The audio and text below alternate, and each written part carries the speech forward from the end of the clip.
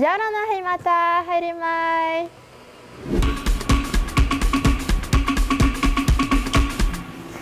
Yarana himata maiwa. Maruru. Allez, viens, on embarque.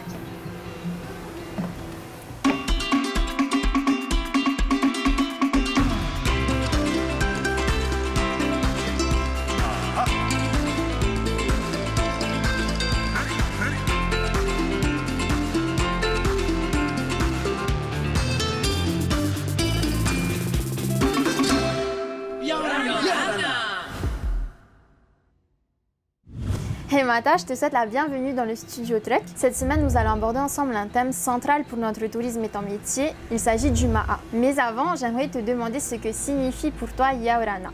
Pour moi, ça veut dire en gros longue vie. Hein, Yaorana, Yaora, c'est la vie, c'est la journée, c'est juste d'être heureux. Peux-tu m'en dire plus sur ton métier et ton parcours? Sur l'île de Moret, j'ai commencé un nouveau concept qui s'appelle des food tours. Hein. Et les food tours, c'est un circuit culinaire. En gros, c'est de mettre en avant ce que nous, avoir grandi ici, qu'est-ce qu'on mange, qu'est-ce qu'on aime manger. Après le parcours pour arriver où je suis, de devenir un guide touristique culinaire, déjà il faut être passionné de ce que tu fais. Alors moi, j'adore la nourriture. Et deuxièmement, il faut se former. Alors j'ai fait cuisiner à l'école culinaire et aussi dans des cuisines de restaurants à l'étranger. Et penses-tu que la Polynésie française est une destination de choix pour le tourisme culinaire?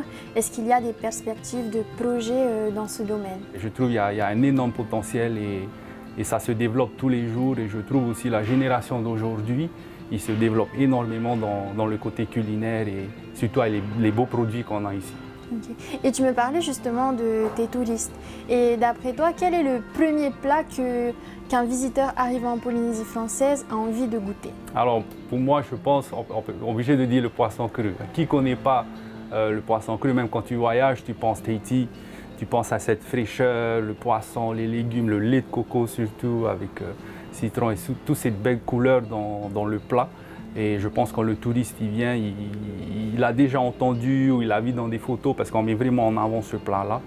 Alors pour moi, je pense que c'est le poisson cru. C'est un incontournable. Tu ne peux pas venir à Tahiti et ne pas manger, au moins goûter un poisson cru. Ok. Après, c'est vrai qu'ici, on a de la chance d'avoir quand même pas mal de produits frais auprès de nos agriculteurs locaux. C'est ça, c'est ça. Alors, on a cette chance d'avoir beaucoup de produits frais. Hein.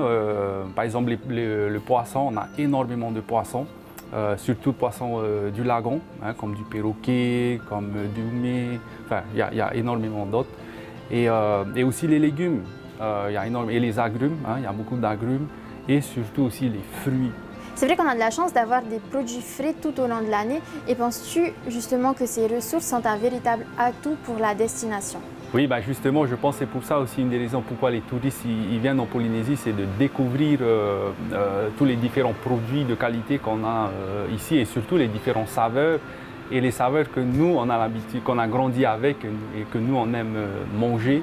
Et c'est ce partage-là que les gens, les touristes surtout, ils aiment venir découvrir ici en Polynésie. Eh bien, justement, comment est-ce que la cuisine locale se réinvente pour plaire à toutes ces clientèles? Que beaucoup des jeunes chefs d'aujourd'hui sont partis en France ou à l'étranger justement pour se former en cuisine, d'apprendre énormément de techniques, de s'inspirer. Et ils sont revenus et aujourd'hui ils voient le potentiel, ils voient la qualité de produits qu'on a, ils le transforment justement pour créer cette nouvelle, on va dire, identité culinaire de Tahiti aujourd'hui. En parlant de notre savoir-faire local, je te propose justement d'aller à la rencontre d'un professionnel de l'hôtellerie de luxe. C'est notre rubrique employé de la semaine. Yorana et Maïva, bienvenue dans nos cuisines. Haïrema.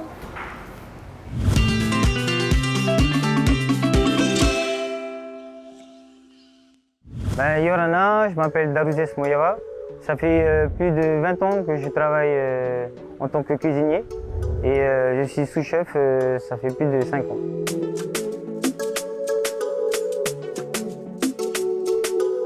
Dès que j'arrive à l'hôtel, je descends, je me change avec la tenue complète de cuisinier. Ensuite, je descends, je vais au bureau, j'organise ma journée. Je passe en cuisine, je Je fais mon briefing, donc je parle un peu des taux d'occupation de l'hôtel, des événements qu'il va avoir, des VIP qu'il va avoir aussi dans les hôtels. Donc c'est vraiment ce qui va se passer dans la journée, quoi. Et là, ensuite, on commence à laver ses mains et ensuite à installer nos postes. Je regarde un peu si les postes sont bien répartis, si ils n'ont pas de problème, s'ils ont tout reçu les marchandises du soir d'avant. Et ensuite, je passe en garde-manger.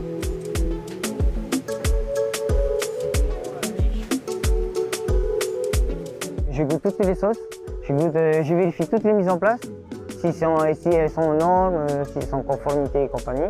Donc c'est vraiment une organisation et une grosse coordination et tout. J'ai fait 4 ans de lycée hôtelier, donc 2 ans de bac pro, 2 ans de BP. Ensuite, tout de suite, vie active, parce que j'ai voulu tout de suite travailler. Ce qui me plaît le plus en cuisine, c'est vraiment la diversité.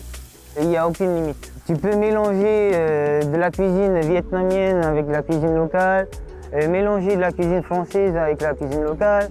Franchement, elle est vraiment illimitée. C'est pour ça que j'adore la cuisine. On se sert des techniques françaises pour sublimer les plats locaux. Comme là, nous servons un bec de canne espumant à l'ananas. Celui-là, il est top, quoi.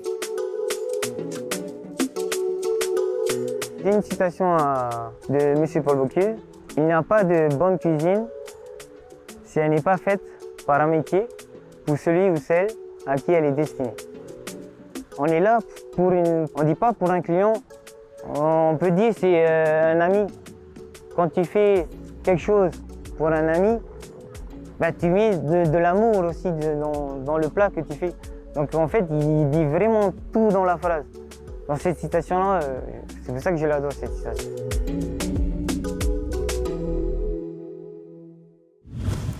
Hemata, étant également chef cuisinier, que penses-tu de l'utilisation des saveurs polynésiennes dans la cuisine locale? Alors moi je trouve que c'est vachement enrichissant parce que aujourd'hui ce qui fait la cuisine locale, c'est 3 différentes cultures. Il y a la culture thaïsienne, culture française et culture chinoise.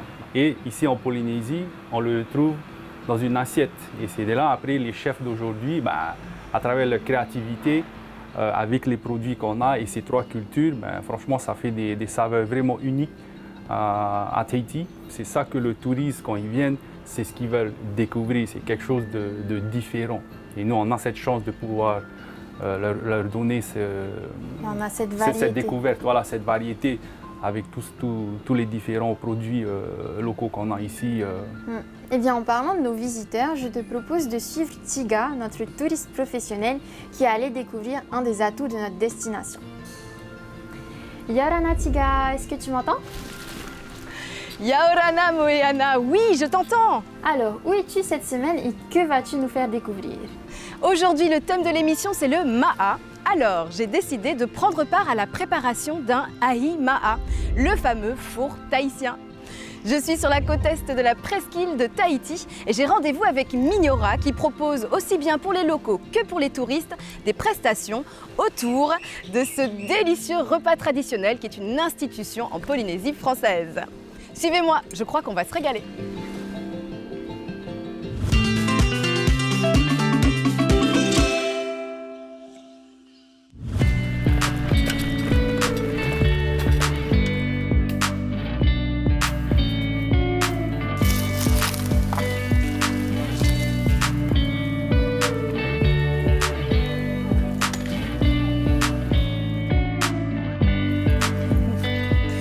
Mignora! Coucou, bonjour. Yaorana! Yorana, quelle surprise. Tu fais ton fa'apu? Oui. Qu'est-ce qui constitue le ma'a Tahiti? Alors, il y a les feuilles de taro pour le fafa, il y a les bananes pour le poé, il y a le fruit du taro qui est cuit aussi avec, et les feuilles de bananier pour couvrir le hima. Comment je peux t'aider? Alors, tu peux couper un peu de feuilles là. La première et la deuxième feuille, pas tous les feuilles du taro. Attention aux doigts. Ouais. Et tu en fais quoi de tous ces fruits et légumes que tu as autour de toi? Alors, C'est pour ta famille et toi? Pour la famille, pour vendre, pour avoir des sous. Et même aux touristes, quand on demande un repas tahitien, puis c'est là qu'on profite Voilà. avec tout le monde. Comment ils réagissent face à ton jardin, à ton fa'apu? Mais quand ils arrivent, déjà, ils font waouh, qu'est-ce que c'est? Après, on est là à expliquer. Ouais. Il y en a même qui arrivent, qui trouvent la banane et qui croient que ça vient du cocotier. Alors on est là, on explique. Est-ce qu'on est presque prêt?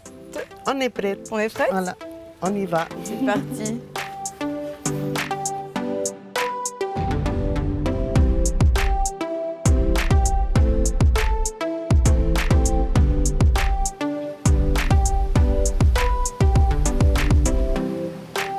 Voilà, on est chez nous, dans la famille. Yorana. Alors, famille pêcheur, famille fa'apu, Bonjour tout le monde. l'artisanat. Ils nous attendent pour terminer le pourret. Le hippo, c'est le coco jeune râpé avec son eau.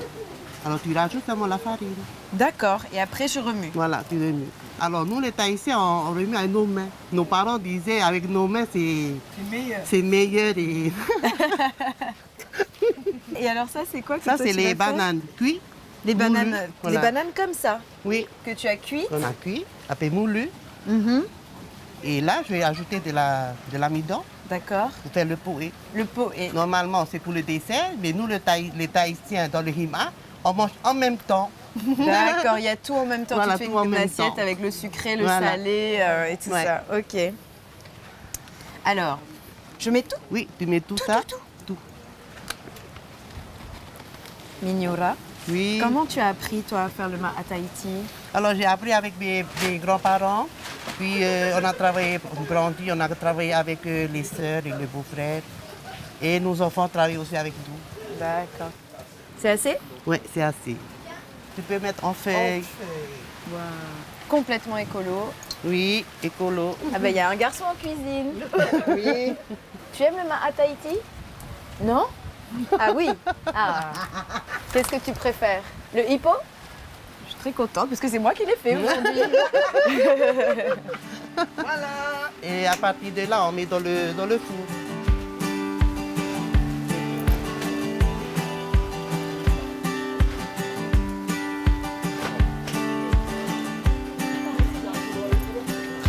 Voilà. Viens voir. Alors c'est ça le ahima. Aïe maha. Ça vient d'où le four tahitien? Il y a une histoire? Ben, j'ai demandé à mon grand-père ce temps-là. J'ai dit que qui a eu l'idée de mettre dans la terre. Alors, il mettait seulement sur la plage, il faisait des trous, mettre des corails, chauffer le corail, mettre ce qu'ils ont à manger dedans et fermer. Donc là, on a tout préparé. On a mis Ouais. dans les feuilles de banane. Bananier, ouais. On le met sur cette grille qui a un nom. Oui, le pepper. Le pep est. Donc tu mets tout sur le pep est. Oui. Des plats préparés. Oui, tout. Ouais, des fruits nature. On met dans le four, après on couvre avec les feuilles de bananier. Oui. Pourquoi? Et- Ça fait quoi? Ça fait une cuisson à l'étouffée en fait, Voilà, c'est une ça? cuisson à l'étouffer. Ouais. Et ensuite, Fermer avec une bâche et le D'accord. sable en dernier. et le sable en dernier. Et là, combien de temps la cuisson? Et comme ça adoucit un peu le feu, on va laisser pendant 3 heures. 3 heures. Et entre-temps, on fait une petite sieste? Voilà. Ah oui, pourquoi pas.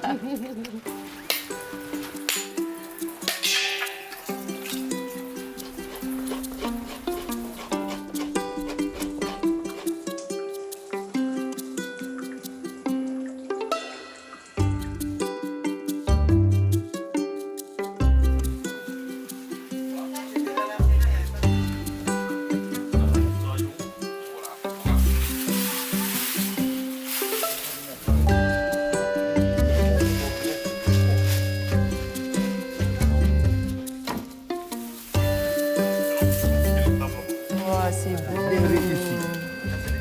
Doré croustillant. Yes. C'est vraiment top. Et le point ça. Ouh, la tête de cochon. Magnifique. C'est un festin.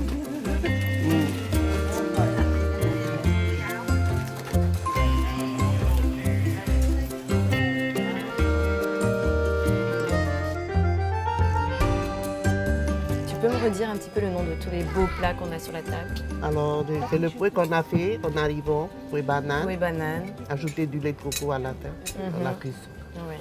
Alors, le fafa, ce qu'on a ramassé avec du poulet, du citron et le lait de coco. Le pois à choux, c'est du cochon avec des légumes. Le hippo que tu as fait avec grand amour. Beaucoup d'amour. À quelle occasion on se retrouve comme ça pour un tel festin? Alors, si c'est en famille, c'est pour les anniversaires des aînés, hein, les anniversaires des aînés, puis le mariage. Et est-ce qu'on s'en lasse au bout d'un moment du Ma'a Tahiti? Non. Puisqu'on ne fait pas tout le temps, Oui. ben non, on apprécie.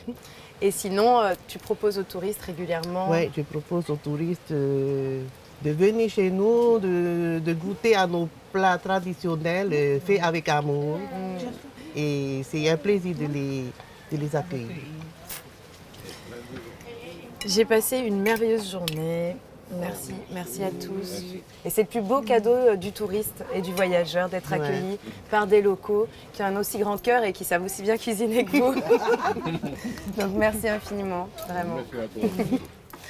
Moeana, je viens de participer à un vrai ahi-ma'a fait dans les règles de l'art. C'est absolument délicieux. Waouh, Tiga, ça a l'air excellent. Alors, le Ma'a Tahiti comme atout de la destination, tu valides? Le Ma'a Tahiti et ses saveurs uniques, évidemment, c'est validé. Et toi, Heimata, tu valides? Ah oui, à 100% je valide et je pense que c'est un des incontournables quand on visite la Polynésie. En tout cas, je te remercie d'être venu parler de ton métier et du Ma'a avec nous. As-tu un dernier mot à ajouter? Premièrement, merci à vous. Et mon dernier mot, j'aimerais dire, c'est important, je pense pour tout le monde et les touristes, c'est de vraiment cuisiner avec les saisons, hein, les produits de saison. S'il y a un conseil que je peux faire et pour promouvoir justement le côté culinaire touristique, c'est ça. C'est un bon rappel, Maururu Heimata.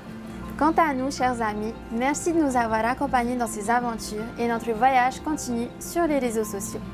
On se dit à la semaine prochaine et on se quitte en beauté sur de magnifiques images de notre Fénois. Parhei et Yaurana.